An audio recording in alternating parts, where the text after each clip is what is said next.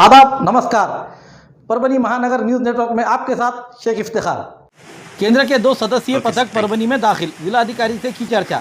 Corona महामारी के चलते जिले के कोविड और वैक्सीनेशन सेंटर को मुलाकात देने के साथ साथ आज के हालात का जायजा लेते हुए उसका पूरी तरह से अहवाल केंद्र को पेश करने के लिए 2 सदस्यीय पथक तारीख 8 अप्रैल 2021 गुरुवार दोपहर के दरमियान परभनी में दाखिल हुआ है। ये 2 सदस्यता वाले पथक में पौंडीचेरी स्थित असिस्टेंट प्रोफेसर डॉक्टर दिनेश बाबू और नागपुर स्थित associate professor Shrimati doctor Ranjana Solanki ये शामिल है। ये पथक आने पर जिलाधिकारी ऑफिस में जिलाधिकारी इनके हाथों इन दोनों सदस्यों का सत्कार किया गया। इस समय जिले के सभी बड़े अधिकारी मौजूद थे। ये पथक शहर और ग्राम इलाके का जायजा लेते हुए अहवाल केंद्र को पेश करेंगे। इस पथक के साथ जिला उप निबंधक मंगेश सूर्यवंशी और प्राइमरी शिक्षा अधिकारी सुचिता पाटेकर, इनके साथ जिला सरकारी अस्पताल के डॉक्टर किशोर सूर्यवंशी, अन्य मेडिकल ऑफिसर साथ में रहेंगे। ऐसी जानकारी जिला अधिकारी दीपक मुगलिकर इन्होंने दी है। Subscribe now and press the bell icon, never miss an update. Corona के नियमों को पालन करते हुए घटना के शिल्पकार डॉक्टर बाबा साहब अम्बेडकर जयंती के लिए समूचे महाराष्ट्र और परभनी जिले में इजाज़त दी जाए, ऐसी मांग का निवेदन भारतीय जनता युवा मोर्चा की ओर से जिला अधिकारी द्वारा मुख्यमंत्री को दिया गया है।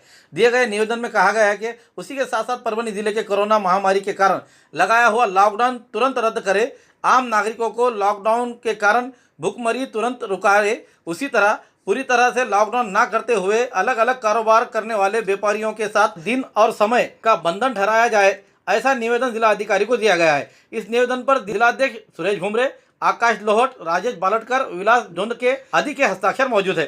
आज परभणी येथे जिल्हाधिकारी साहेब मार्फत महाराष्ट्राचे मुख्यमंत्री उद्धवजी ठाकरे यांना निवेदन देण्यात आलेले आहे भारतीय जनता युवा मोर्चाच्या वतीने। निवेदनाचे प्रमुख 2 कारणं होते।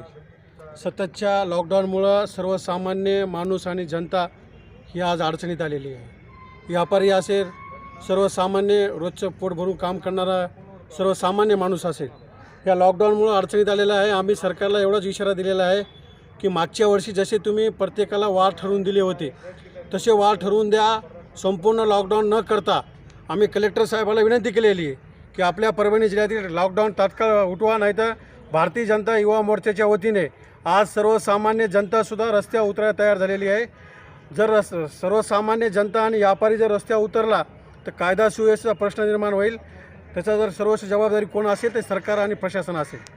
आणि दुसरं एक निवेदन दिलं, ज्या महामानवानं तुम्हा सर्वांना मतदानाचा अधिकार दिला, माणूस म्हणून जगण्याचा अधिकार दिला, असे डॉक्टर बाबासाहेब आंबेडकर यांच्या सार्वजनिक जयंती संपूर्ण महाराष्ट्रामध्ये आणि परभणी जिल्ह्यामध्ये प्रत्येक ठिकाणी साजरी व्हावी। कोरोनाचे नियम पाळून सर्व आम्ही बहुजन समाज जयंती साजरी करायला तयार आहे। त्यामुळे याचीसुद्धा परमिशन मुख्यमंत्री साहेबांनी द्यायला पाहिजे। त्याचं एक निवेदन आम्ही भारतीय जनता युवा मोर्चा वतीने दिलेले आहे। असे 2 निवेदन आम्ही कलेक्टर मार्फत मुख्यमंत्री यांना दिलेले आहेत। राज्य शासन और जिला प्रशासन ने लगाया हुआ वीकेंड लॉकडाउन के आदेश का समूचे मराठवाड़े के और परभनी जिले के व्यापारी महासंघ ने विरोध दर्शाते हुए आर्थिक विपदा के कारण कारोबारी परेशान है, उनकी मानसिकता बिगड़ गई है। अब किसी भी हालत में व्यापारी महासंघ का व्यापारी सुनने को तैयार नहीं, इसलिए व्यापारियों की हालत को देखते हुए मुख्यमंत्री उद्धव ठाकरे इन तक ये मामला पहुंचाकर कारोबार करने के लिए सुबह 9 से लेकर शाम 6 बजे तक की छूट दी जाए, ऐसी मांग जिला अधिकारी द्वारा मुख्यमंत्री से की गई है। इस निवेदन पर व्यापारी महासंघ के जिला सचिव सचिन अम्बिलवादे, गोपाल शर्मा, विकास वटम्बार, आशीष कांकरिया, लाल पोतू, अन्य पदाधिकारियों के हस्ताक्षर मौजूद है। इस समय सचिन अम्बिलवादे इन्होंने क्या कहा, आइए जानते हैं। आणि नंतर परत चालू केलं होतं 6 वाजता। त्याचं आम्ही सर्व परभणी जिल्हा व्यापारी महासंघाच्या वतीने स्वागत असलं, परंतु राज्य शासनाने काय केलं की परत लॉकडाऊनची घोषणा केली 30 एप्रिलपर्यंत। आणि परिस्थिती इतकी गंभीर झालेली आहे, एक तर कोरोना हा नवीनच आजार आहे, त्याचा आपल्याला कोणाला काहीच जास्त विचार माहिती नाही आणि गेल्या 1 वर्षभर हे असं चालत आहे। आणि गेल्या वर्षी पूर्ण 2020 मध्ये सर्वच व्यापाऱ्यांचे आर्थिक व्यवहार सगळे ठप्प झाले आणि सगळ्यांचं गणित जे आहे एकदम बिघडून गेलं। आणि गणित बिघडल्यामुळे काय झालं की ह्या वर्षी पण तीच परिस्थिती यायची का, म्हणून हे सगळे लोक अगदी ढकलले आले। कारण की आता 30 एप्रिलपर्यंत जे लॉकडाऊनची भूमिका जी घेतली आहे त्या अनुषंगाने व्यापाऱ्यांवरती आलेल्या आर्थिक अडचणी, इतर बाबी आणि सर्व प्रकारचे व्यवहार कशा पद्धतीने असायला पाहिजे आणि आपण लॉकडाऊनच्या काळामध्ये किती कमोडिटींना सूट दिली आणि कशा पद्धतीनं सूट दिली याची सविस्तर चर्चा केली आहे. होतं आहे काय की 5-7 कमोडिटीज बंद आहेत, बाकीच्या इतर चालू आहेत. परंतु लॉकडाऊनच्या काळामध्ये गेल्या वर्षी ज्या पद्धतीनं झालं होतं लॉकडाऊन ते कुठं आता ह्यावेळेस दिसून येत नाही. आणि मुक्त संचार सगळीकडे चालू असताना मग ह्याला लॉकडाऊन म्हणायचं का, हा एक आमच्या मनामध्ये शंकेचा विषय निर्माण झालेला आहे. त्यामुळं आम्ही प्रशासनाच्या माध्यमातून शासन दरबारी एक पत्र पोहोचण्याचा प्रयत्न केलेला आहे आणि तो प्रामाणिक प्रयत्न आहे. कारण की आता कुठल्या एका संघटनेचं किंवा संघाचं काम राहिलेलं नाही आहे. प्रत्येक व्यापाऱ्यांची उपजीविकाचा प्रश्न निर्माण झालेला आहे आणि व्यापाऱ्यांनी आता त्यांच्या पद्धतीने त्यांनी उपजीविका निर्माण करायला सुरुवात करावी म्हणून नुकताच नाही का हे चालू झालं होतं आणि तेवढ्यात राज्य शासनाकडनं 30 एप्रिलपर्यंत बंदचा आदेश आला. त्यामुळे सगळेच व्यापारी हैराण झालेले आहेत. आमच्या पत्राच्या माध्यमातून, मेलच्या माध्यमातून केंद्र शासनाला, राज्य शासनाला आम्ही वेळोवेळी नाही का कॉन्टॅक्टमध्ये आहोत. मेल झालेले आहेत, फेसबुकच्या माध्यमातून, ट्विटरच्या माध्यमातून आम्ही त्यांना मेसेजेस पण दिलेले आहेत. परिस्थिती अशी आहे की आमच्या आता मध्यमवर्गीय व्यापाऱ्यांना येणाऱ्या काळामध्ये 50,000 पण कर्ज देऊ शकत नाही बँक, एवढा आमचा सिबिल स्कोअर खराब झाला आणि ते होणारच आहे. कारण की आम्ही कोणत्याही बँकेचे हप्ते फेडू शकत नाहीत, त्याला आपण EMI म्हणतो. कर्ज घेतलेलं त्याचं व्याज देऊ शकत नाही, लाईट बिल वेळेवर देऊ शकत नाही, नोकरांचा पगार वेळेवर देऊ शकत नाही, घरामध्ये लागणारा इतर खर्च, उपजीविका ती भागवता येत नाही. आणि अशा परिस्थितीमध्ये परत सेकंड फेजमध्ये जर लॉकडाऊन झालं तर अजूनही परिस्थिती गंभीर होण्याला काहीच वेळ लागणार नाही. आम्हाला मान्य आहे की आम्हाला आमच्या आरोग्याची काळजी घ्यायला पाहिजे, ती जरुरी पण आहे. परंतु व्यापारी पण जगला पाहिजे ना, त्याचा व्यापारही जगला पाहिजे. आम्हाला सोशल डिस्टन्सिंग मान्य आहे, मास्क मान्य आहे, सॅनिटायझर मान्य आहे, शासनानं जे काही आदेशित केलेले आहे त्या नियमाचं देखील आम्हाला मान्यता आहे. त्या नियमाप्रमाणे आम्ही व्यापारी व्यापार करायला देखील तयार आहोत. आम्हाला वेळेचं बंधन घाला, परंतु संपूर्ण लॉकडाऊन आम्हाला नको आहे. आणि हे आता परवडणाऱ्यासारखं नाही आहे. ही वस्तुस्थिती आहे, ही आपल्यासमोर मांडत आहे. आपण जेवढे इलेक्ट्रॉनिक मीडिया आहेत, जे माध्यम आहेत, आमची एवढीच विनंती राहील की आपण व्यापाऱ्यांची जी तळमळ आहे त्यांच्यासोबत राहा, आमची पाठराखण करा. शासन दरबारी आमची जी काही मागणी आहे ती आपल्या माध्यमातून पोहोचवा, एवढंच मी सांगेल. मी सचिन सुधाकर अंबिलवादे, परभणी जिल्हा व्यापारी महासंघाचा जिल्हा सचिव. धन्यवाद. राष्ट्रवादी कांग्रेस के राष्ट्रीय अध्यक्ष सांसद शरद पवार साहब इन्होंने कोरोना की टीकाकरण का दूसरा डोज लेते हुए आज इसके पहले भी 1 मार्च के रोज शरद पवार साहब ने एक डोज लेते हुए आज उसका दूसरा 1 महीने के बाद दूसरा डोज लिया है. आज ये हमारे लिए एक सराहनीय और अच्छी बात है कि आज जागतिक स्वास्थ्य दिन भी है. उसके कारण केंद्र सरकार ने नियमों के तहत हर एक को इस डोज लेने की आह्वान करते हुए इस समय जे अस्पताल में के जो नर्स ने श्रद्धा मोरे, इन्होंने जो शरद पवार को डोज दिया है या टीकाकरण किया है, उस पर उन्होंने शरद पवार साहब ने उसका आभार माना है. उसी के साथ साथ इस जे अस्पताल के अधिष्ठाता डॉक्टर तात्याराव लहाने और वहाँ के डॉक्टर पथक इस समय हाजिर थे. हम आपके साथ हैं, आपके पीछे ये पूरे मार्केट थोड़ा सा भाई के साथ सब बाड़ों भाई के साथ ज़्यादा से ज़्यादा व्यापारी दिखना अपने मोर्चा में पूरा टोटल व्यापारी सहयोग करें.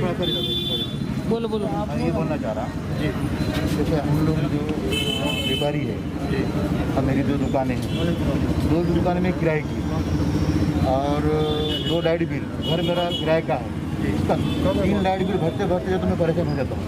और 3 किराए दुकानों के, फिर 6 नौकर है मेरे पास, मेरे 2 लड़के हैं. ये अब इतना चला मार्केट खोलने में अगर प्रशासन ने अगर ये करेंगी तो हम फारूक भाई के आंदोलन के संगात पूरे चौक मार्केट का पूरा साथ है, पूरे व्यापारियों का, और हम उनका हरगिज पूरे आंदोलन को साथ देंगे. आज बरकी चौक, बाजार, इतवारा, हबीब टॉकीज या एरियामध्ये या येथील व्यापाऱ्यांनी जे वंचित बहुजन आघाडीच्या वतीने 11 तारखेला लॉकडाऊन तोडण्यासाठी जो मोर्चा काढण्यात येणार आहे, त्या मोर्चाला इथल्या सर्व व्यापाऱ्यांनी आज आम्हाला समर्थन दिलेलं आहे.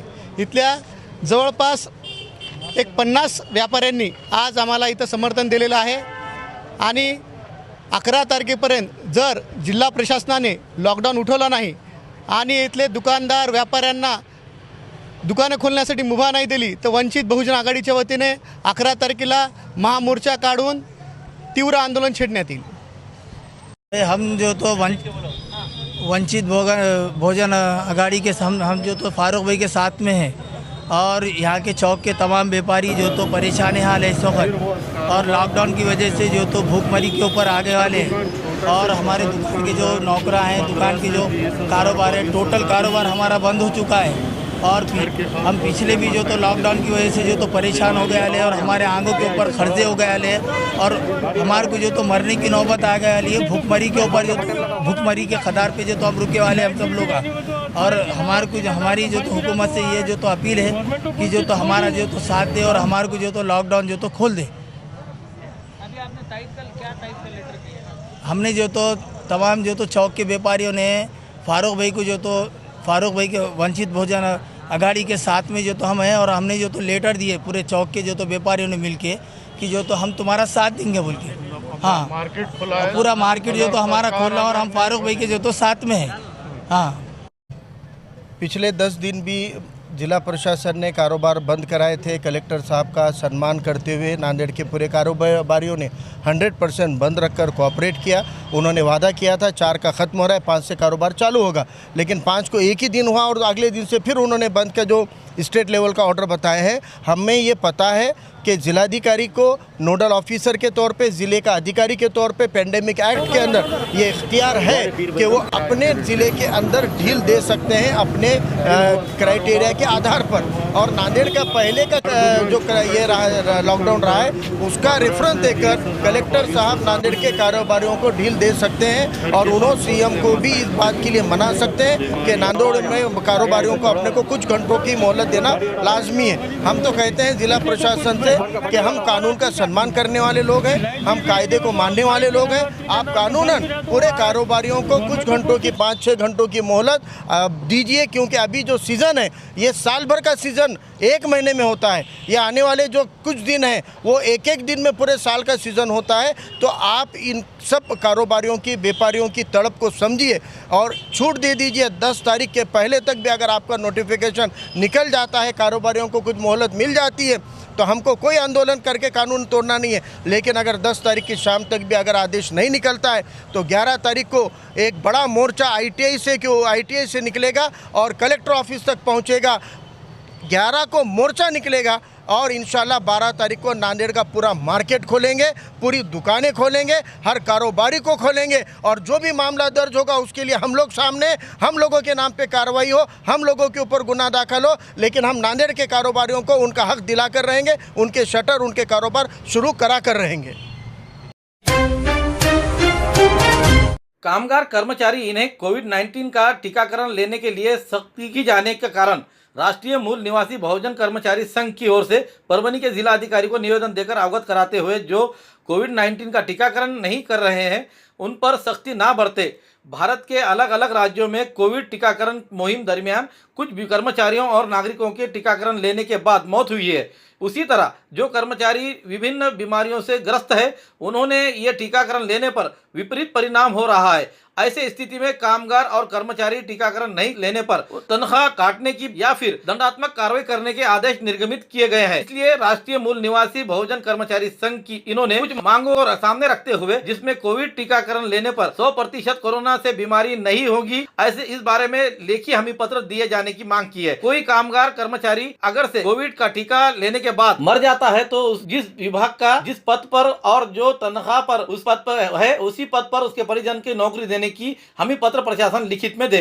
कोविड टीकाकरण लेने पर कामगार या कर्मचारी मर जाता है तो उसके परिवार को 1 करोड़ देने का लिखित हमी पत्र दे।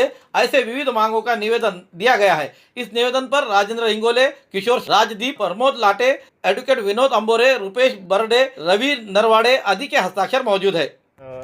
मूल निवासी राष्ट्रीय मूल निवासी बहुजन कर्मचारी संघ कार्याध्यक्ष हे आज जे निवेदन देण्यात येणार आहे, कामगार कर्मचारी यांना कोविड लस घेण्याच्या बाबतीत जे काही सरकारी कार्यालय आहे, त्याच्यानंतर केंद्र राज्य जिल्हा शासन प्रशासन याच्यामध्ये जे कार्यालय आहे जिथे कामगार आहेत जे कर्मचारी आहेत यांना सक्तीची कोविड लस घेण्याची जी काही शासन करीत आहे यामध्ये विविध वृत्तपत्रामध्ये असं नमूद आणि असं छापून आणण्यात आलेलं आहे की लस घेतल्याबरोबर काही जणांचा मृत्यू झालेला आहे.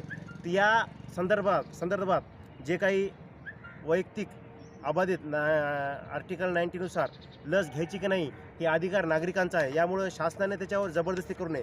जर जबरदस्ती करत असेल तर राष्ट्रीय मूलनिवासी बहुजन कर्मचारी संघ यांच्या ट्रेड युनियनच्या काही मागण्या आहेत. या मागण्या केल्याच्या नंतरच त्यांना ही लस देण्यात यावी. जे कामगार दीर्घ आजाराने ग्रस्त आहेत त्यांनी कोविड लस घेतल्यानंतर त्यांचा प्रकृतीवर काही वाईट परिणाम होणार नाही याबाबतचे लिखित पत्र शासनाने द्यायला पाहिजे. त्यानंतर ही जी 100% कोरोना आजार होत नाही याबाबतचे सुद्धा हमीपत्र देण्यात आले पाहिजे. जर एखादा कामगार कर्मचारी कोविड लस घेतल्यानंतर दगावला त्याच्या कुटुंबियांना त्या व्यक्तींना त्या विभागात ज्या पदावर आहे त्या वेतनावर त्या पदावर नोकरी देण्याची हमी प्रशासनाकडून देण्यात यावी. यानंतर जर एखादा कामगार कर्मचारी कोविड लस घेतल्यानंतर दगावला तर त्या कुटुंबातील परिजनांना उदरनिर्वाह करण्यासाठी किमान 1 कोटी किमान 5 कोटी देण्याचे लिखित हमीपत्र शासनाला द्यायला पाहिजे. व जी लस आहे ती लस घेतल्यानंतर कोरोना आजार होत नाही असे वैज्ञानिकाकडून जी तपासणी झाली आहे त्या तपासणीचा अहवाल सामान्य नागरिक मजूर कामगार कर्मचारी यांना देण्यात यावे. कारण की ही जी ट्रेड युनियन आहे ही एकमात्र अशी ट्रेड युनियन आहे की हक्काधिकारासाठी लढत. प्रशासन यांना विनंती आहे की आमच्या मागण्या पूर्ण केल्याच्या नंतरच तुम्ही या जे काही कर्मचारी आहेत हे जे काही मजूर आहेत यांना सक्ती करण्यात यावी. परभनी महानगर न्यूज़ नेटवर्क को आप किस तरह पसंद कर रहे हैं, इसलिए लाइक कीजिए, शेयर कीजिए, कमेंट्स कीजिए. उससे पहले सब्सक्राइब करना ना भूलें. Subscribe now and press the bell icon. Never miss an update.